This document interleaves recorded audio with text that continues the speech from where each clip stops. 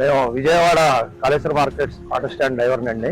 May Day సందర్భంగా ఈ రాష్ట్ర కార్మికులకు ముందుగా కూటమి ప్రభుత్వం తరపు నుంచి ధన్యవాదాలు తెలియజేస్తున్నాం. ఈ రోజు గత పాలకులు ప్రభుత్వంలో చూస్తే ఆటో వాళ్ళకి అనేక రకమైన ఇబ్బందులు కలిగింది. వారు ఏది చూడకుండా అయినా 10,000 రూపాయలు వేసేది అనుకున్నాం, కానీ మనం రోడ్లు కానీ గతుకుల మాయం అనేక రకాలుగా ఇబ్బందులు పడేవాళ్ళం. ఈ రోజు కూటమి ప్రభుత్వంలో ఎటు చూసినా సరే రోడ్లు సున్నితంగా చాలా శుభ్రంగా ఉన్నాయి రోడ్లు. అప్పుల్లో ఆ పాలకుల ప్రభుత్వంలో వారంలో 4 సార్లు మనం బళ్ళు రిపేర్లు చేయించుకునే వాళ్ళం. ఈ రోజు అటువంటి పరిస్థితి లేదు.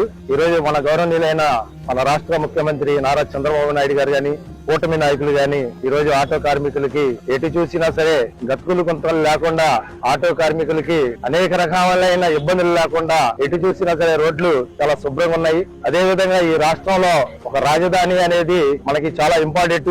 ఆ రాజధాని ఒకే రాజధాని అని నినాదంతో ముందుకెళ్తే ఈ రోజు అనేక రకమైన మనుషులు ఈ రోజు మన విజయవాడ నగరంలో గానీ అనేక రకమైన షాపింగ్ కాంప్లెక్స్ చేయటంలో గానీ, ఆటో వాళ్ళకి కిరాయిలు పెరగటం గానీ, రూపాయి పెరగటం గానీ అన్ని సక్రంగానే బాగానున్నాయి. ఈ కూటమి ప్రభుత్వానికి మా యొక్క ధన్యవాదాలు తెలియజేస్తున్నాం.